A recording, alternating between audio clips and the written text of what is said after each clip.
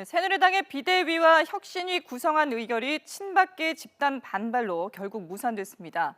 김용태 혁신위원장은 새누리당이 국민에게 사죄할 마지막 기회마저 버렸다며 사퇴했습니다. 국회 연결합니다. 임성호 기자. 네, 국회입니다. 자, 새누리당의 전국위가 무산되면서 파행이 됐고요. 그리고 김용태 의원은 기자회견을 열고 곧바로 혁신위원장을 사퇴하지 않았습니까? 어떤 입장을 밝혔습니까? 네, 그렇습니다. 김용태 의원은 오늘 오후 당 혁신기구를 추인할 상임 전국위원회와 전국위원회가 잇따라 무산된 직후 국회 정론관에서 기자회견을 열었습니다. 이 자리에서 혁신위원장에서 사퇴하겠다고 밝혔습니다. 김 의원은 지난 이틀간 새누리당은 국민에게 용서를 구할 마지막 기회를 가졌지만 오늘 새누리당의 정당 민주주의는 죽었다고 목소리를 높였습니다. 김 의원은 그러면서 국민에게 무릎을 꿇을지언정 그들에게 무릎을 꿇을 수는 없다며 사실상 친박계를 비판했습니다. 김 의원의 말을 직접 들어보겠습니다. 새누리당에서 정당 민주주의는 죽었습니다. 새누리당이 국민에게 용서를 구할 수 있는 마지막 기회를 잃었습니다. 국민에게 무릎을 꿇을지언정 그들에게 무릎을 꿇을 수는 없습니다. 네, 앞서 새누리당은 상임 전국위원회와 전국위원회를 잇따라 열어서 정진석 비대위원장과 비대위원 임명안을 추인할 예정이었습니다. 하지만 둘 다 의결 정족수 부족으로 개회 자체가 무산됐습니다.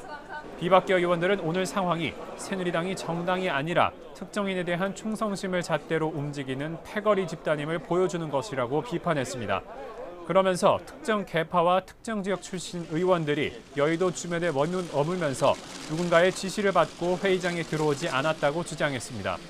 정진석 원내대표는 아무 말 없이 회의장을 떠났는데 향후 대책을 모색하는 것으로 전해졌습니다. 정 원내대표는 상임 전국위 개회가 무산되면 비대위원장을 안 맡겠다고 말한 것으로 알려져 앞으로 상황은 더욱 복잡하게 전개될 가능성이 큽니다. 앞서 친박계 의원들은 김용태 의원의 혁신위원장 내정과 일부 비대위원 인선의 문제를 제기하며 집단으로 반발했습니다. 개파색이 강한 비박계 의원들만 혁신위원장이나 비대위원으로 선임했다는 겁니다. 오늘 쇄신기구 의결 무산과 김용태 혁신위원장의 사퇴로 개파 간 갈등이 더욱 증폭되며 당 쇄신 작업도 타격을 받을 것으로 보입니다. 지금까지 국회에서 YTN 임성호입니다.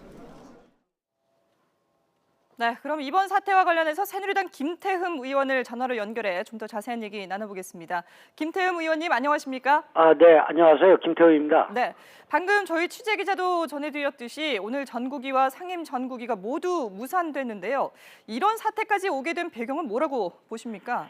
글쎄요, 정진석 원내대표가 이 혁신위원장과 비대위를 구성을 하면서 어떻게 보면은 이 비박계라고 일컬어지는 분들 중에서도 이 강성인 분들로만 구성을 하다 보니까 네. 당내 갈등을 더 심화시킬 수 있다 하는 그런 생각들을 아마 가진 것 같고요. 네. 또 하나는 지금 상임정국위원회가 52명으로 구성되어 있는데요. 네. 52명 중에서 국회의 당 소속 상임위원장, 시도당 위원장을 비롯한 이런 분들이에요. 그런데 이번에 공천에서 떨어진 분도 있고 그다음에 선거에서 낙선한 분들도 있어요. 예. 그런 분들이 지금 이 좀 갈등 속에 있으니까 아예 참석을 안 한 그런 요인도 아마 있는 걸로 저는 판단하고 있습니다. 예, 두 가지 원인을 드셨는데 네. 일단 김 의원을 비롯해서 이 친박계 초재선 의원 20여 명이 비대위 구성과 혁신위원장 선임을 원점부터 재검토하라고 촉구하지 않으셨습니까? 네, 그렇습니다. 구체적으로 이 비박계 강성으로 인선이 구성이 됐다라고 하셨는데 어떤 부분들이 문제가 있다고 보시는 건가요? 이제는 당내에 갈등이 있다라는 얘기는 갈등을 야기한 당사자들이 있을 거 아닙니까? 네. 근데 당사자들 중에서 한쪽으로만 해서 비대위 구성을 한다든가 혁신위원장을 선임한다고 그러면은 갈등이 치유가 되겠습니까? 그리고 네. 또 하나는 국민들께서 저희 당에 대해서 걱정하고 우려하는 이런 부분들을 또 담을 수가 있겠습니까? 그래서 혁신위원장 같은 경우는 소위 밖에서 보는 친박인지 비박인지 아는 이런 개파보다는 외부의 눈으로 국민의 눈높이에서 보는 분이 오셔서 진단을 하고 처방을 내리는 게 올바르지 않은가 이런 생각이고요. 네. 또 하나는 비대위가 전당대회까지 잠시 가는 관리형인데 그 관리형에다 대고 비박의 그런 강성인 인사들로만 구성되다 보니까 어제 첫 만남이었는데 그분들이 말씀하신 부분이 뭡니까? 청와대 공격하는 거하고 친박 공격하는 것밖에 없었지 않습니까? 네. 이런 상태에서 무슨 새로운 그런 갈등을 치유할 수 있는 안이 나올 수 있겠습니까? 그래서 첫 단추부터 제대로 끼자 하는 게 저희들 생각이었습니다. 예. 그러니까 친박이든 비박이든 당내 인사보다는 외부의 어떤 객관적인 판단을 할 수 있는 인사가 와야 된다라는 말씀이신 건가요? 네네, 그렇습니다. 예. 그러면 지금 친박계 의원들이 보는 국민들이 새누리당에 원하는 쇄신은 어떤 모습이라고 생각을 하시는지요? 저희 당이 저는 두 가지적인 그런 부분에 있어서 국민들께 실망을 줬다고 생각하거든요. 예.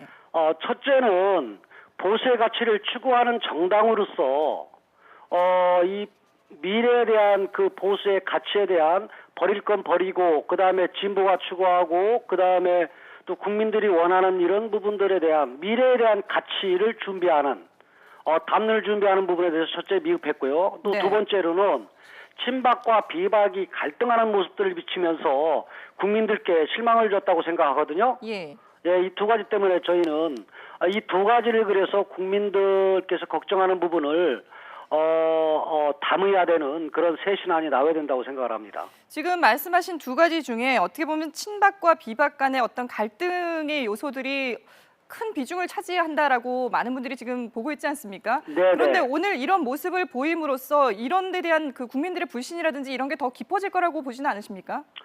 예, 그런 부분들에 대해서 인정하고요. 예. 또 그런 부분들에 대해서 국민들께 죄송하다고 죄송한 그런 마음들을 갖는데요. 네. 다만 지금 정진석 원내대표가 안을 내는 것처럼 어느 한쪽으로 당내에서 치우쳐서 이러한 쇄신안을 준비를 하고 또 당무를 이끌어갈 수 있게 한다고 하면은 지금 오히려 친박의 숫자가 많은 상태인데 네.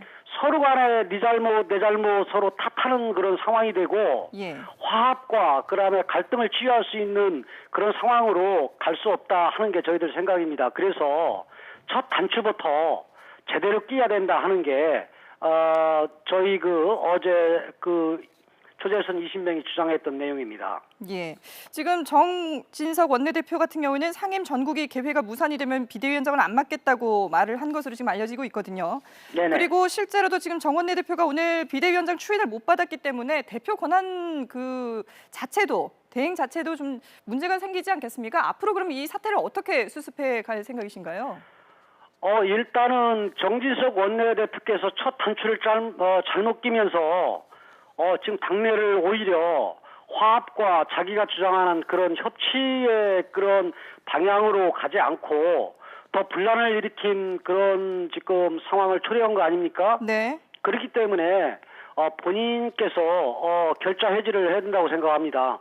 그래서 제 생각 같아서는 본인께서 중진들을 두루 만나고 예. 그다음에 당 소속 의원들을 두루 만나면서 뭔가 방법을 찾는 그래서 앞으로 좀 현명하고 또 우리 당의 화합이 이루어지고 제대로 된 혁신이 이루어질 수 있는 첫 방향 키를 잡는 부분에 있어서 네. 여러 가지 고민도 하고 좀 이런 부분들이 필요하다고 봅니다. 예. 그러니까 정진석 원내대표가 인선을 처음부터 다시 결국은 해야 된다라는 말씀이신 거군요. 네, 그렇습니다. 예. 알겠습니다. 지금까지 새누리당 김태흠 의원 전화로 연결해서 새누리당 사태, 내용 겪고 있는 사태를 들어봤습니다. 오늘 말씀 고맙습니다. 네, 감사합니다.